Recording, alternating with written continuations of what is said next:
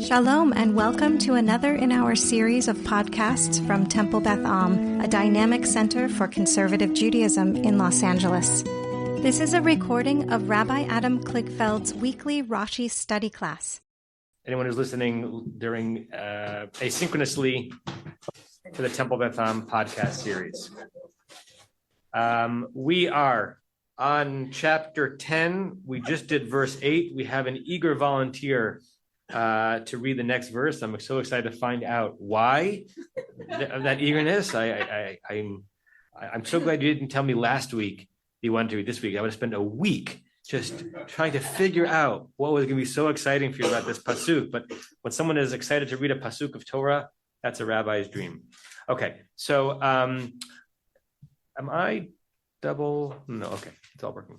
Let me read verse 8 to get us back into the swing of things. Chapter 10, verse 8. This is the end.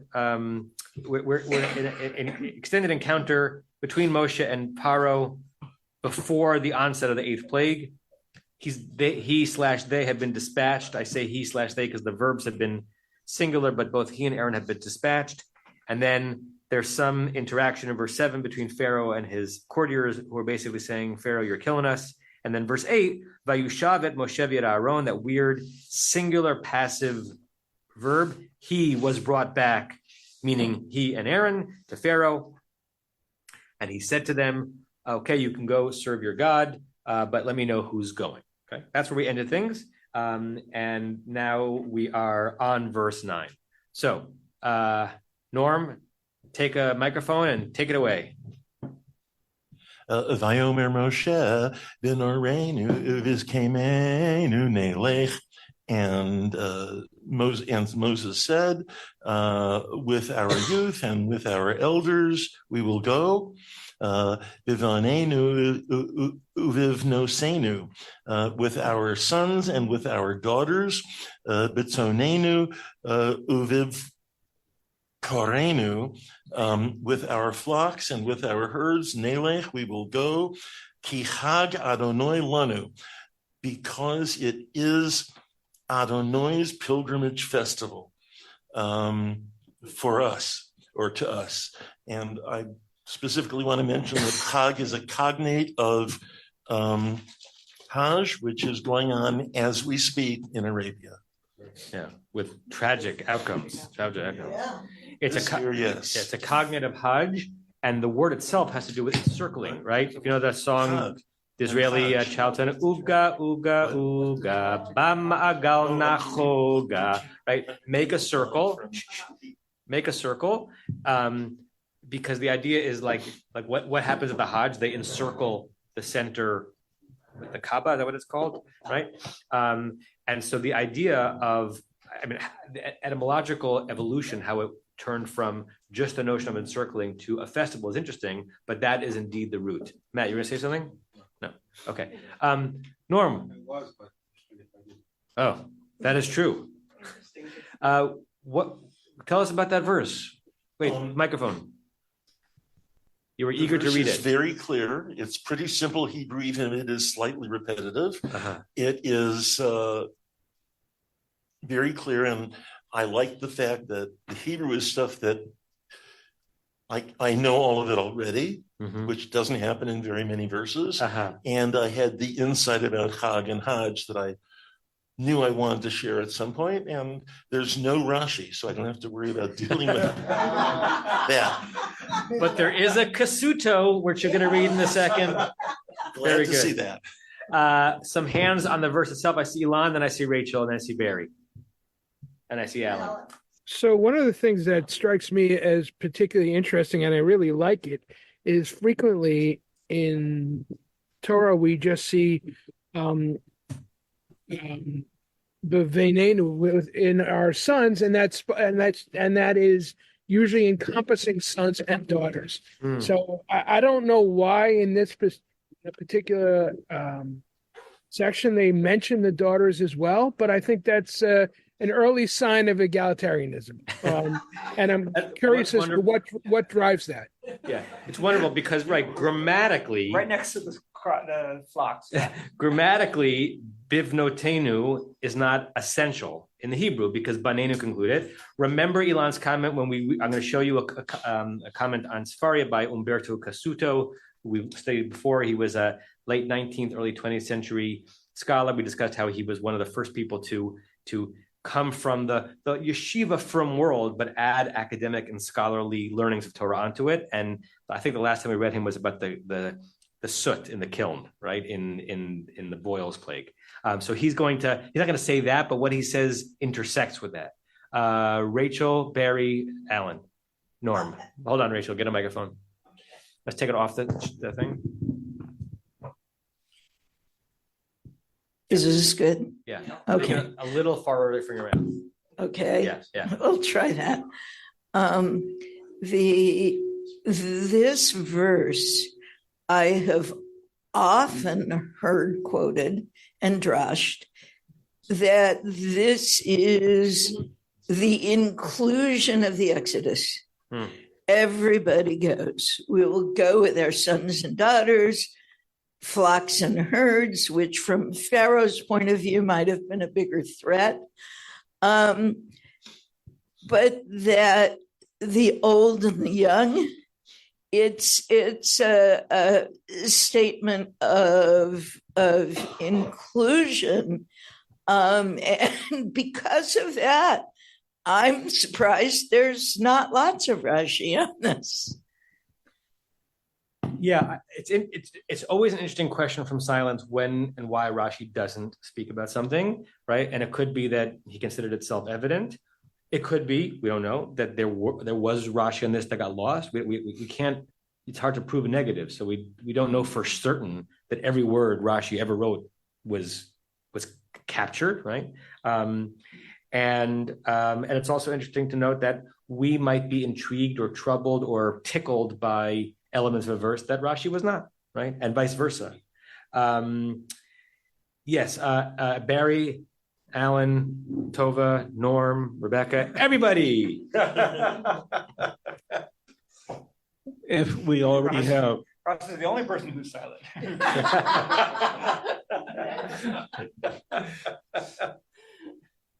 If we already have Bin Arenu, why do we need Bavanenu Uvin Notenu? So it's a question, it's deepening Elon's observation that not only is Bivnotenu, our daughters, superfluous, if Arenu means our youth, doesn't that subsume our sons and our daughters? Good. Again, we'll think of that when Cassuto is the one on the screen. Alan, and then I forgot the order, but everyone will get a chance. Right. This strikes me as one of your favorite words, Rabbi, merisms. Yeah. Because this whole thing, it's calling everybody, the young and the old, the sons and the daughters, the cattle and the sheep. It's inclusive to show that it is everyone. Yeah.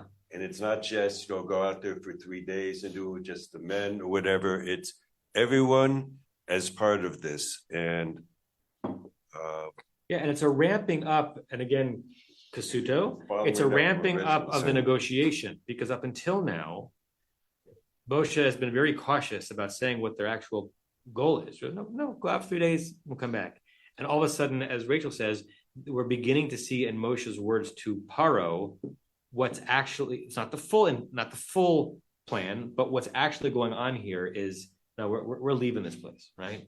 And yes, we're leaving this, like, from this group to this group, which means everything in between. I think this is properly a set of merisms, merismi. Yeah, but you should know that Joel taught me that merism is not included in the Scrabble dictionary as an English word.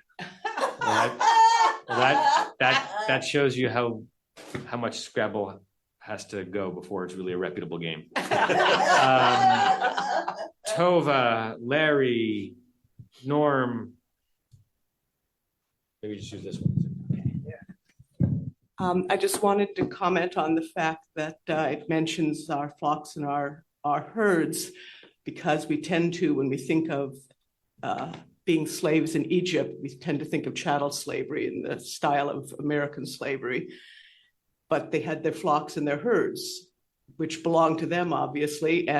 But I think also on top of that, it is an even greater hint that it's not just going out and maybe taking a few to sacrifice. We are taking our flocks and our herds, which certainly hints that this is more than a temporary stay. Great. Really helpful comment. Thank you for that. I don't know. Norm, Larry. Can I make just a point of information? Yeah, you got to do it in the microphone. Very briefly. Merism represents the Kurds' hypothetical pro-Islamic religion. So I don't understand what's going on.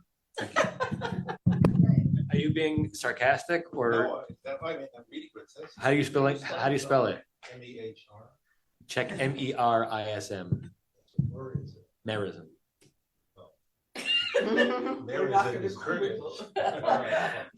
Just to be clear, Amerism is like from A to But you're only Z, being clear to the people in the room. from soup to nuts. Yeah. Everything From morning to night. Norm, Larry, Rosemary. I think Rebecca was before me. Rebecca. Oh, okay. I was just thinking in relating Chag to Hajj, how Haji is the word for someone who participates in the Hajj. And so I was going to ask the question, but then I was able to look it up. We do have a similar word in Hebrew, chogeg, is a pilgrim or celebrant of a Chag. The one who chagifies. Yeah. No, just I wanted for Hajj, when you finish the ceremony, then you are called Haji. Just to say that they become Haji when they finish they return home. In that time, they have the title they can use. But before, even if they're in Arabia Saudi, even near Mecca, they won't be called Hajj. They are pre-Hajj. I think that two things. One is with regard to American chattel slavery.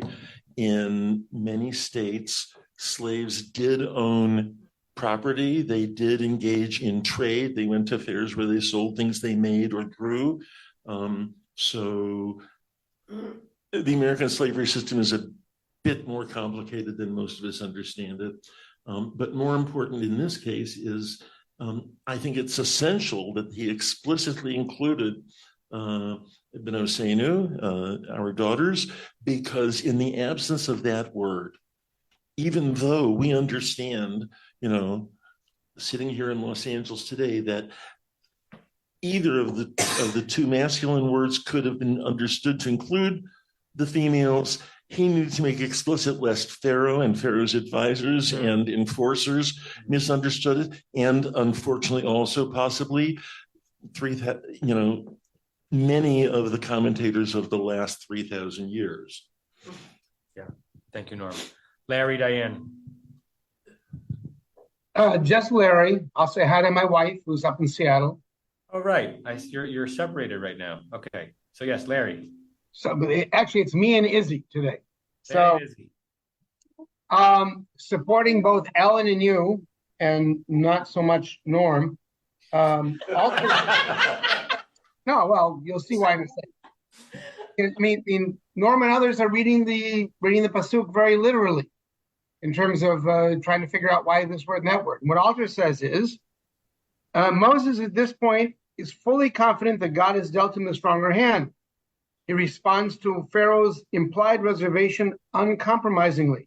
In a reversal of their initial speech postures, it's now Pharaoh who speaks in brief, unadorned sentences. It's Moses who deploys quasi-poetic parallelism, lads and old men, sons and daughters, sheep and cattle, in a rhetorical flourish that makes it plain he will yield in nothing.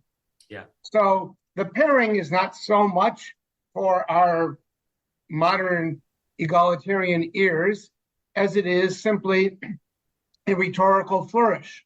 Yeah.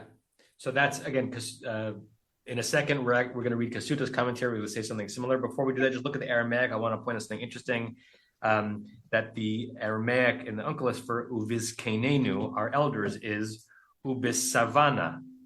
our sabas and saftas, right? So the word saba and safta, grandmother, grandfather, originally meant the elder one. So he's using it not wink wink. That's just the proper Aramaic word for our elders, our aged ones. Okay. Yes, Rosemary. I was wondering where the women are. Are they leaving them for Pharaoh and leave or what? Because they have numbered everybody, but not wives. Yeah. They stay maybe in Egypt. Huh? Right. So again, it depends on if we want to read each of these couplets as specific and technical or poetic and a flourish. And if it's the latter, then who is not included is less significant than the impact of the words. And we can choose to, it's up to us to determine how each of us wants to read it. Joanna, and then we're going to read Kasuto. Where'd she go? Did she disappear? I don't see her. She was there. Oh, there she is. You gotta unmute. Okay. Yes, now good? Yeah. Great. The newer JPS translations have an interesting translation here. They say they translate all of these pairs as we will all go regardless of social status.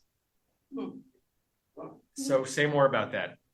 So I think it's not necessarily, somewhat to your point, a direct pairing or a direct contrast, but like sons had more social status in that society than daughters. Within each pairing, I see. Right. Zikanim, and also, by the way, some translations have for Zikanim elders, like people of knowledge, learning, right? So with our young who don't know, and with our knowledgeable elders, with our Zikanim who have more status. It's interesting. It's an interesting way of understanding the point of this is trying to be all-inclusive. Yeah. It reminds me of the verse from Parshat Nitzavim about, Atem Nitzavim Kulchem Lefnechem Hayom, like you're all standing here, the water carriers, the water drawers, and the this and that. It's a suggestion of the entirety of the Israelite people, not just the people of renown. Okay, without further ado. One last question. I guess with a little further ado. One of the relatively few positive time-bound mitzvahs that women traditionally are responsible for is attending Pesach Sidorim, and I wonder if that might have been hung on this verse. So one of the positive time-bound mitzvot is the 4 cups of wine, right, in particular, right, and it was Korban Pesach in the times of the temple. My understanding of the technical reason for why that's the case, even if it's ex post facto, is not linked to this verse. It's linked to the idea that and I understand that this argumentation is weak because it could be applied kind of, willfully. Is that the Tosfot says Shehema Hayub Oto Hanes, that since they were also extracted from that miracle, therefore they should have the same obligation as the men do. So it might be inspired by this, but it's not technically connected to it. Okay. Yeah. Okay. Let's look at Kasuto. I'm going to share the screen. Okay.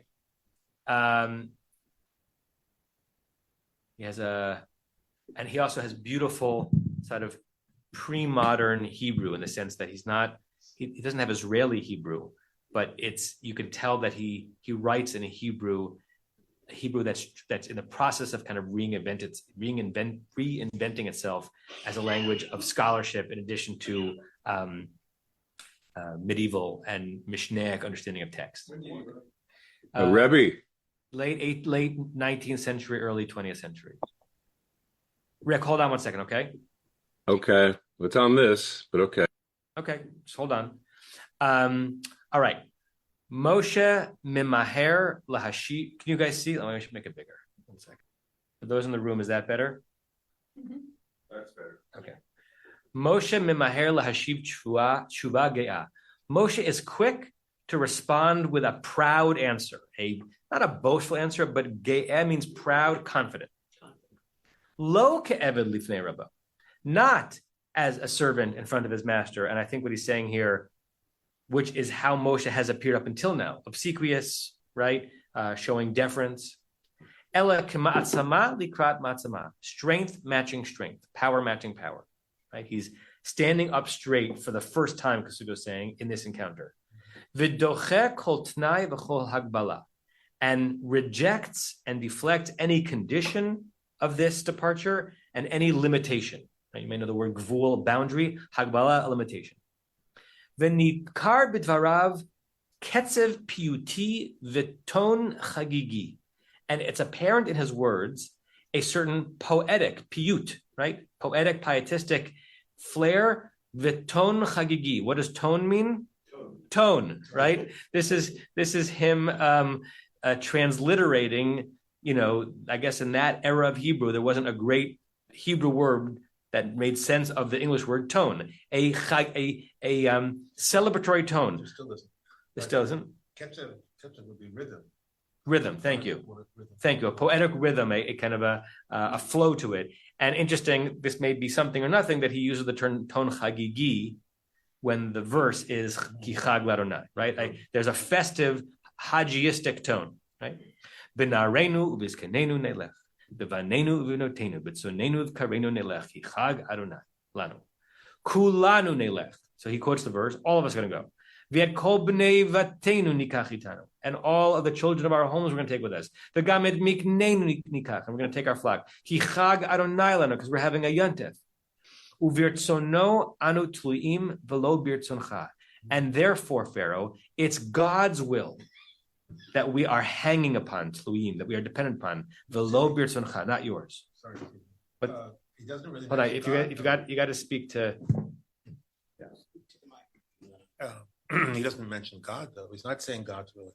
He's saying it's our will. Uvirtsono. Am I reading it wrong? It's not virtsonenu. It's Sorry. As if to say it is God's will and not your will that we are linked to. Yes, sorry. That's okay. Adayan ein Moshe magid b'mfurash. Moses is still not saying explicitly shebnei Yisrael rotzim latzeit b'Mitzrayim, that the children of Israel want to leave Egypt amanat shelo lachzor, on the condition or in order to not return. So we've advanced the negotiation to suggest that we're all going out. He doesn't explicitly say, and we're not coming back. Aval kavana zo brura, but his intent is clear. We took Varav from his words. Because if you're going to go everyone out, it's not to turn around 3 days later. Ufaro mevin otayafe. Pharaoh understands what's going on here. Aval av hueno magiv eleb b'vrash, but he also doesn't respond explicitly, as we're about to see. Yesh kan me'ein masa umatan diplomati, right? We have a diplomatic negotiation going on here where you don't always say everything that you intend, but you're saying it in such a way that they can infer it because you want to convey a certain power or flow. Shnei hatstadim, both sides, einam magidim mefarash ma kavanatam. Neither of them express explicitly what's their intent. Umesavim ota tachat masveh. And we know the word masveh means? A veil. Yeah, disguise. They veil their intent under a veil, shel ta'anot acherot, other claims. So it's a little bit of wink. It's a little bit of, bargaining in the shuk, right? I'm not going to say exactly what it is that I intend, but I kind of want you to know what I intend because the force of what I'm saying is to induce in you a posture in response to that. Aval kol echad mehen mevin yafeh, but everybody understands well, ma balev hatzad shegeneged, what is actually going on in the heart of the person on that side of the table. The pasuk zeh, in this verse. O b'bekoro hapiuti, it's in this verse or in its poetic source, talui kanireh Hosea He Vav, that he brings us to a verse in the book of Hosea, chapter 5, verse 6. I'll bring that up, where Hosea is kind of reminiscing. Bitsonam uvivkaram yelchu. They will go with their sheep and their cattle, levakesh Adonai, to request God, below yimtzahu, and they will not find. Sorry, not a reminiscent. Hosea is invoking according to Kasuto, the poetic imagery of this verse to describe something that's happening in Hosea's time.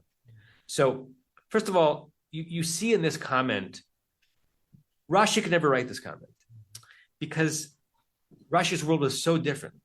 Kasuto is already living in a modern or a pre-modern European classical literary world where he is so steeped in our sacred text, but he's also able to look at it from a literary perspective. Rashi would never say or even think, this is intentional poetic language. He might say something that make us think that Rashi recognizes that this language is slightly different. But once you get into late 19th or late 20th century, right, it's a different way of understanding what the text could mean and how to describe it. Okay, so I thought that was a worthwhile departure. Rick, thank you for your patience. It's all yours. Hi, yeah. It just hit me when I looked at it again at Kasuto, because he had me va me there. The sentence before, Pharaoh says who and who. So that's also a merism. So that's set up. It could be a merism, I don't know, but it set up the pairing. Me va me. Okay, this and this and this and this and this and this. And then I also like the masveh there that Kasuto mentioned. That's kind of like the masveh that Moses has when he comes down from Mount Sinai, right? Yeah. And then all the news, it could have been written, we're going to take these people, those people, without the our part. So I like that Moses is saying, this is our people. We're all together. It's a collective. And the nelech twice. You didn't have to have it twice. Could have said it once. But there's an emphasis on we are going, and it's lanu. It's for us. It's not just him. It's not just the priests, that kind of thing. That's all. Great. And I love the hearkening back to the me va me, as if Pharaoh is kind of initiating, inviting, inducing a poetic response by asking a straight question more poetically, like who and who. It's hard to know how an ancient Hebrew speaker would hear the phrase me va me. To translate it who and who doesn't make sense, but we know it's different than me. Whatever me va me means is different than me. Right? Saying, please answer who and do it in American. Yes, it's exactly what he said. Barry, and then Larry. Barry, Larry. So on the statement that Moshe is sort of on his feet this time, talking to Pharaoh in this way, we have the introduction of this at the end of verse 6, that this is also unique. At the end of Moshe telling Pharaoh what the next plague will be with the locusts, mean paro. This is unique to turn your back on Pharaoh and walk out. So he basically is on his feet here and sort of huffery, turn his back on Pharaoh and walk out. And then his servants say, look, and so now Pharaoh calls him back. And so Moshe's on his same feet now, coming back to Pharaoh. This is standing up tall to him, beginning with turning his back and coming back to him. Yeah, good. Larry. There's nothing new. I just want to emphasize and congratulate Rick. I think Rick has added something really, really important. And I think that you've been too, well, not modest, but when you say you don't know how the ancient ear would hear it, yes, you do. You know how the ear hears things, and it always has heard that, and that's why we've invented poetry. What I meant by that is, just to clarify, I'm not questioning whether or not the ancient would hear it and recognize as poetry. I'm saying there's no perfect way to render that in English such that our brains are experiencing what their brains would have been experiencing. That's what I meant. But yes. Exactly. And that's the reason why, especially when we're reading poetry and things like Psalms, but also this text, we need to hear the Hebrew. Yeah. That's why when I've taught, or when I tried to teach Psalms, I always insisted on reading pasuk by pasuk the psalm in Hebrew, so you could hear lishmoa et musica. You could hear the music of it. And here, just to beat a dead horse here, me v'me, and Moses says me v'me. I'll tell you me v'me. Nice. Be v'be. And listen, because it's all be. Be v'be and be v'be and be v'be. It's rising up to answer Pharaoh in a very strong way. Beautiful. Yeah, thanks for that, Larry. Thank you. So, and then now a double thanks to Rick for that. Thank you. Okay, see, it was worth waiting for, Rick. See, you got the crescendo. Okay. Thank you. Welcome. Okay. There's something I want to say, but it's really only for Ilan's benefit and other baseball fans. Will you permit me to say it? Sure. It's going to take 40 seconds, maybe. So, some of you know the name Chris Berman. He was for a long time an ESPN sportscaster, and he had great nicknames for players. So, there was a player on the Rangers in the 1980s. His name was Oda B. McDowell, and Chris Berman called him Oda B. Young Again McDowell, right? But get it? Oda B Young Again, right? So for a while, we, some friends and I decided that if Chris Berman were Jewish and yeshivish, it would be certain ways that he would nickname certain people, right? And our favorite, one of our favorites, there was a guy on the Yankees and the Mets. His name was Jose Vizcaíno. And we said that if Chris Berman were calling him, he would call him Jose bin Arenu Vizcaíno Nelech, because the word is, it's like basically in the verse. And Jose Vizcaíno had a very significant hit in the World Series, as I know Ilan remembers, in 2000. So I wanted to bring him back and invoke him. I'm done. Ilan. I will say my favorite Chris Bermanism is, it's not a Jewish one, but when he used to call Andre Rison, Andre Bad Moon Rising. Andre Bad Moon Rising. There was another player who also played for the Yankees. Chris Berman was Jewish. His mother was Jewish, and he was raised Jewish. That is correct. There was a guy who played for the Yankees and the Mets, and I think maybe the Dodgers, Todd Zeal. And my friend said Chris Berman would call him, wait for it, Manish Tadna Halayla Hazil.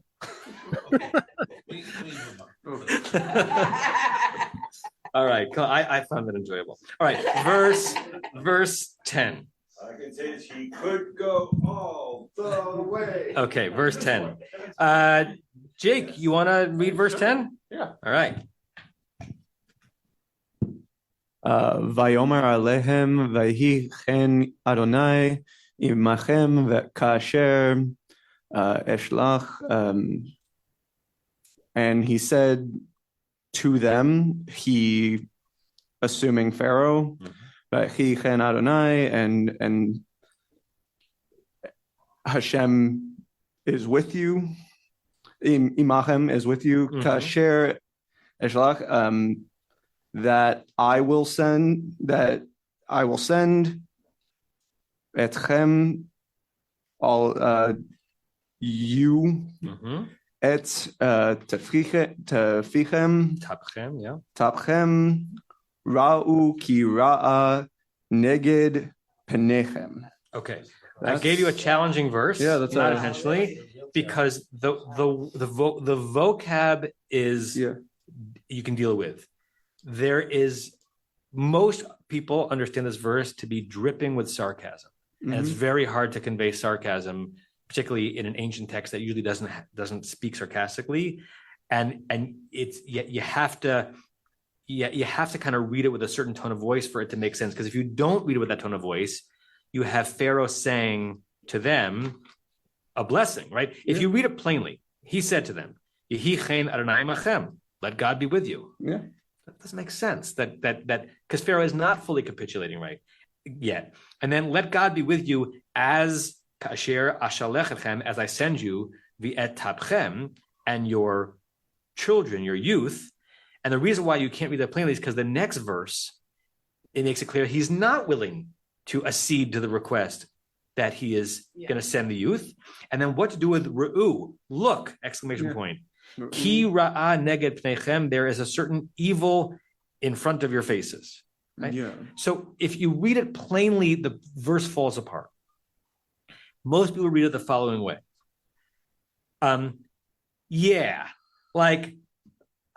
Start with kasher ashalachem, like my being willing to send you and your youth away would happen the same day that I actually blessed you and said that God be with you. In other words, it's not going to happen when hell freezes over, right? That, like, just as I would bless you that God be with you, which I don't, such will I be willing to send away your youth, which I don't. Et nachta, in fact, Re'u, look, Moses and Aaron, now that you have finally unveiled yourself and showed me what your actual intent is, Ki ra'ah neged pneichem. I now am witness, and I can call you out for the ra'ah, for the evil, for the wickedness, at least vis-a-vis me, that is coming out of your faces. Right? Most people say you have to read it that way. Otherwise, it's hard to make sense of it within the plot. Rick. Hi. There's a chen in the first sentence and a chen in the second. So that goes along with what you're saying. It's easy to agree with the rabbi. But you mean verse 10 and verse 11? Right. Yeah. So and then lo chen. Right. Yeah.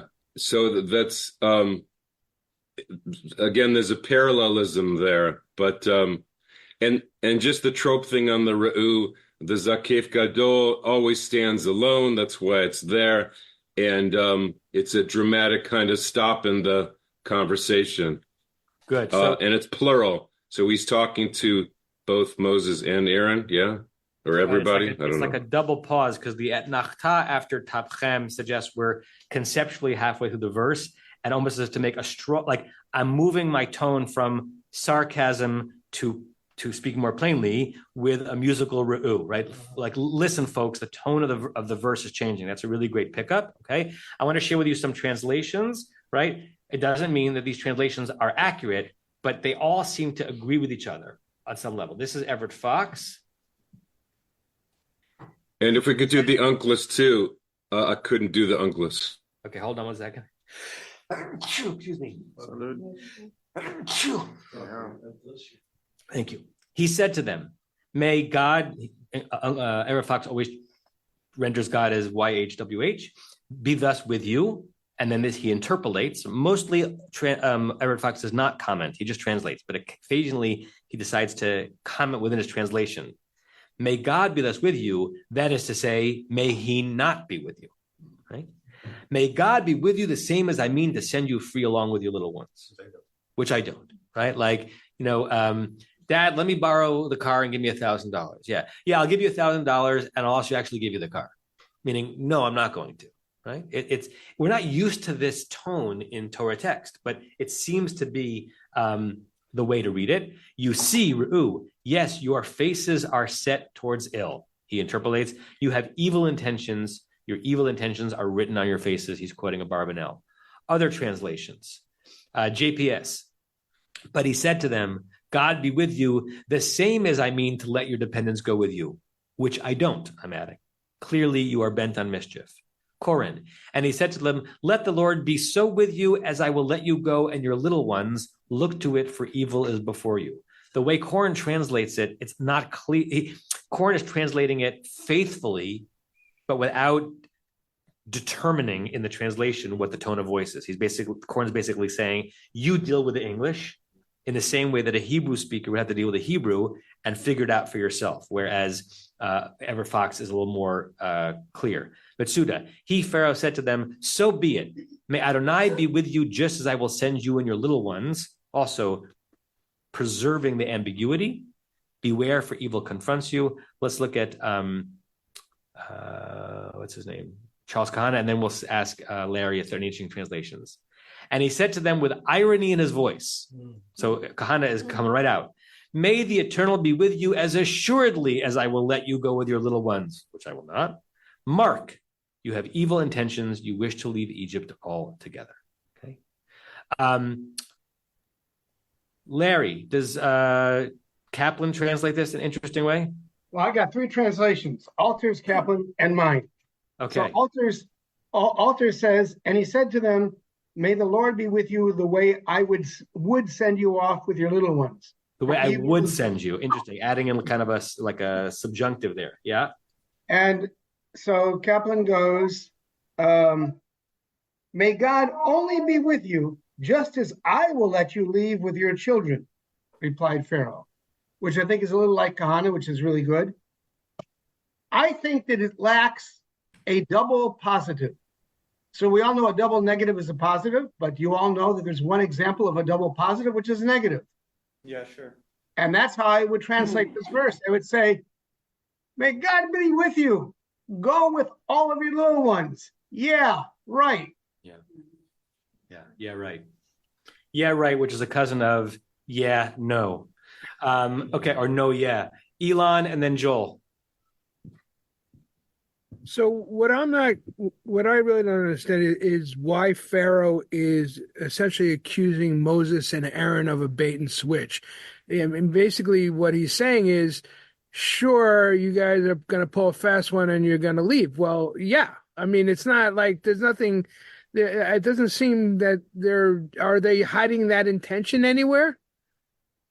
So when he calls it evil, that's what they're asking. We're like, we're getting the hell out of here. Okay, so where is he?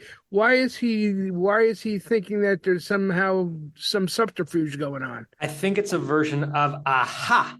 I knew this was your intent all along, but you haven't said it until the last verse. All these plagues, we've been saying, Pharaoh, just let us out. We're going to go 3 days in the desert and sacrifice to our God, but we'll come back. I, Pharaoh, was suspicious that that's not really what you wanted. And now that I asked you, miva holchim, and you answered me honestly, aha, I knew it all along. Yeah, you really think I'm going to send the youth out? No way. I think that's what's going on in the verse. And going back to Kasuto's comment, it's a unpeeling of the onion of the intentions, which up until now have been encased and covered. Right? They've been very, very guarded, right? You don't go, there are two ways of thinking about, well, there are many ways, but you can think of 2 ways of thinking about a negotiation. One is start with your strongest claim so that as you compromise back to something you're willing to accept, right?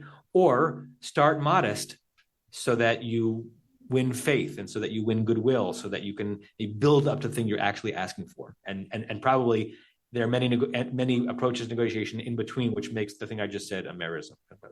Okay, Joel. I totally disagree. I mean, Kasuto was saying this is a negotiation, and you don't say exactly what you want, and everything is hidden behind veils.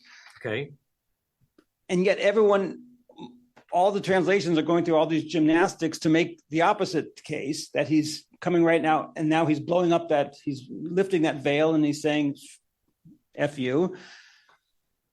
Can't you not read it that he says he's still playing the same game? Okay.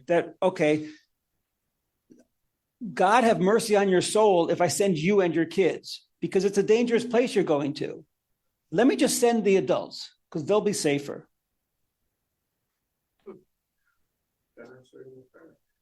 Okay, but it's still reading the Ken yeh imachem kasher shalach etchem, which is written as a positive. It's still reading it as a negative. It's still reading that I'm not willing to send you. No, he's saying if I were to send you and your kids, I'm sending you out into a dangerous place. That's the kira neged pneichem. Yeah, and that would be more in tune with all the other negotiations that are going on. That Pharaoh is. I see. Rather than Pharaoh saying, you took off your mask, I'm taking off mine, Pharaoh is still playing the game and pretending. Okay, you're only going out for 3 days. Okay, fine, I get that. But it's not safe to take kids. I'm just going to send them parents. I mean, your question is, can you read it that way? Sure, right? It's against the near unanimous grain of the understanding of the text, but so what? I mean, let's see all. The question, Joel, is how would that relate to the next verse, right? Which we'll read a little bit, and if you can make a through line of that reading up shot, sure, yeah. There's no halacha that requires us to read a narrative verse in a particular way. One of the translations that you put up there translated the ra'ah as evil confronts you. Uh-huh. Did you see that one? Yeah. Let me find. Most of them say evil's on your face, that you've shown your evilness. Right. But one of them says, no, evil confronts you, which I think agrees with me. Yeah, this is Mitsuda. He, Pharaoh, said to them, so be it. May Adonai be with you, just as I will send you and your little ones. Beware, for evil confronts you. Interesting. I don't know if that's what Mitsuda means by that, but you could certainly claim that it does. Yeah. Great. Fascinating. Rick, is your hand up again or still? Yeah, I wanted you to translate the Onkelos, please. There's a weird long word, leistachara. What are we going to do with that? Okay. At the end of verse 10. Where's the Penechem? Yeah, I see what you're talking about. So going back a little bit, V'amar lahon, he said to them, Yehi chen memra daronai besadchon. Let it be that the word of God be a help to you. Kad ashalach yadchon, in the same way that I'm going to send you biyat taplachon, and also your children. Chazo, that's the re'u. Look, are bisha da'atun sfirin lemebad, the smelly stuff. Bisha is, from the word meaning to the odious stuff that you are sfirin, that you are thinking of doing, meaning, I think the implication here, meaning leaving and coming back. And this is Unkelist in the rare zone of expanding. He's not just translating word for word, right? That the true intent that you have, lekabel apechon leistachara, it means what goes around comes around. You're planning on kind of hoodwinking me and saying that you're going out and coming back. It's going to circle back upon you. It's going to fly back in your faces, is what that means. So Onkelos is translating the verse how Onkelos thinks Pharaoh is actually holding himself in that moment, rather than just translating it word for word. Whatever ruse that you're considering, it's going to backfire. Joanna? I'm intrigued. Thank you. Yeah. I'm intrigued by how Paro starts this whole conversation. That phrase, Adonai Imachem, feels particularly Jewish, and it might be because of my own background. So first of all, the first thing that came to mind is the exchange in Sefer Ruth that Boaz has with the reapers, because he says to them, Adonai Imachem, and they respond, Yivarechecha Adonai. And I believe it's not unique to my family. In a lot of Sephardic families, that exchange is used as a greeting. I want to say in my family more so as a parting greeting than when you first see someone. And maybe that's why it feels particularly Jewish to me, and a little bit odd that Paro is using it. And I feel like perhaps maybe it's playing into this whole thing. He's sort of like buttering them up to set his sarcasm and his, the way he'll continue with his comments. But it jumps right out at me that he says that. It's definitely the case amongst Persian Jews. I don't know if it's also the case amongst other Sephardi Jews, and even that is not a great sentence because Persians don't consider themselves Sephardim, but they begin an aliyah that way. When a Persian takes an aliyah, before they say Baruch Hu et Hashem Avarach, the Persian will say Adonai Imachem, and there's a response. I forgot what the response is. What is the response? I got to ask Bobby Nurumin, right? That like the community responds before the aliyah, Adonai Imachem, and then there's a response that I can't capture in my mind. And then Baruch Hu et Hashem Barach. So you're right, that this phrase that was coined by Pharaoh, as it were, or coined by Pharaoh by the Torah, right? Like the Torah emplaces these words into Pharaoh's mouth, becomes very internal Jew talk, particularly in the Sephardi world. It's true. Yeah. Larry, your hand was up, and then Alan. I don't think anybody mentioned this, and I got this from a note in Kaplan that maybe we're going to come to in some of the commentaries, but a homophone, Ra, which is evil for us, is also the god for Egypt.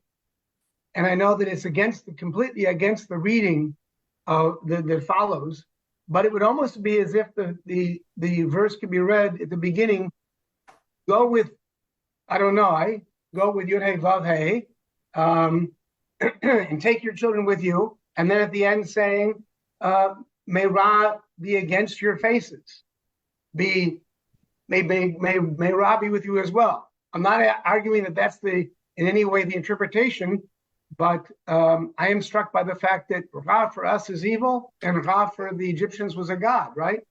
Right. So that is a wild interpretation and crazy, and less wild and crazy than the one that Rashi is going to bring up on the same word. So the idea that we can wonder whether the word ra'ah means anything other than the Hebrew word evil is clearly against Pshat, And yet the Midrash's, the version of the Midrash that Rashi is going to bring is even wilder than that. So I actually am glad that you brought that up because it's a good segue. Alan? Just a quick note, here we have something, Adonai imachem, may God be with you, becomes something that's very Jewish. There's something else that comes out to be very Jewish at the very beginning of Shemot, when the description of Bnei Israel is an Am, as a nation, that the first reference to the Jewish people being a nation comes from Pharaoh himself. Yeah. Pharaoh, it's like the Shakespeare of the Jewish condition. Like all these phrases that we love were coined by him. Okay, let's read the Rashi. Jake, is it fair to ask you to read the Rashi? Sure. Okay, take the microphone. כאשר אשלח אתכם ואת טפכם, אף כי אשלח גם את... Where are you reading? Read the Rashi on... Oh, sorry. I forgot there was a previous... I turned the page. Okay, go ahead. אף כי אשלח גם את הצאן, את הבקר... Where did I go? One sec. Sorry, I lost it. כאשר אמרת. Should I keep going? Pause there, okay? Yeah. And so in order to make sense of this Rashi understands the tone of the verse the way most of us have understood it in the translations, right? Different than Joel was suggesting it. And so Rashi is understanding the verse to mean that, I'll send your children the same way that I'm going to bless you, that God be with you, which means I'm not. And so therefore Rashi says, however, ki the ashalach gamet hatzon v'abakar kasher martem, that it's hard to put this into English, that he doesn't include in this verse, Pharaoh does not include in the sarcasm that I won't send your sheep and your cattle which you requested, because Pharaoh is going to show himself in the next verse as being willing to send that. So the only part of the request that is being met by sarcasm, according to Rashi, is the youth. I'm not sending your children out. I'll send your children out the same day that I give you God's blessing. But Rashi says that Pharaoh does not say, I'll send your cattle and your flock out the same. No, he's going to be willing to send that out, as it's clear very quickly in the same in the next verse, in verse 11, even though it doesn't say it explicitly. So how to squeeze that out of the words is hard, but that's what Rashi is playing with here. That I will send your tzon and your bakar as you requested. I will not send your tapchem. Okay? And then it continues. Ra'u ki ra'a neged paneha ketargum targumo. Period. So the first thing that Rashi says on this phrase is, if you really want to know how I understand the verse, read Onkelos, right? Ketargumo, as Onkelos translated it, and we already dealt with that, basically saying, you think you, Moshe and Aaron, are scheming, but whatever you're scheming is going to come back and smack you in the behind. That's what I think is happening, Rashi says. However, Umashmati kochav achad yesh sheshmo ra'a. Okay. Do you have, what's the word you have before the word shamati?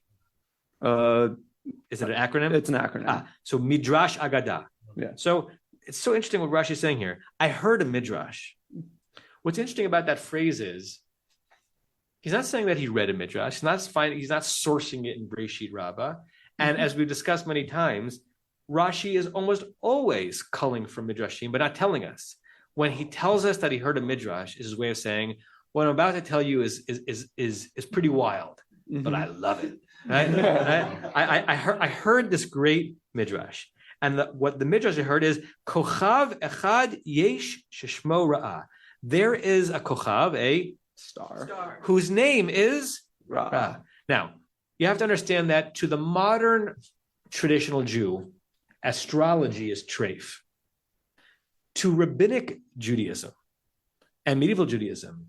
The mazalot, the constellations were an elemental part of their understanding of the beauty of God's world, right? All the work that Wanda did a couple of years ago in tracing the iconography of the constellations and even of crazy representations of gods as animals that were festooning very from synagogues in Poland and the Pale Settlement in the 16th, 17th, 18th, 19th century. We've moved past from that, right? If the next time I suggest that we bring an astrologer in to speak at Shul Shabbat morning, will be like my last Shabbat.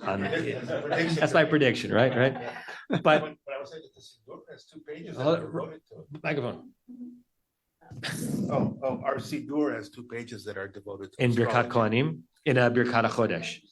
Yeah. Well, somewhere in the middle Yeah. there's 2 pages that list every Jewish month and identifies it with a astrological constellation. Correct. So there is an undeniable connection between our lunar calendar and the phases of the moon and the phases of the sky vis-a-vis the moon. We bristle at it, but this was not at all odd for Rashi to hear this or quote it forward, or for the rabbis to talk about it. So there was a star. In Dorf Nelson, there's the zodiac sign. Right, which wound up in place. Okay, so there's a star, and its name is Ra'ah.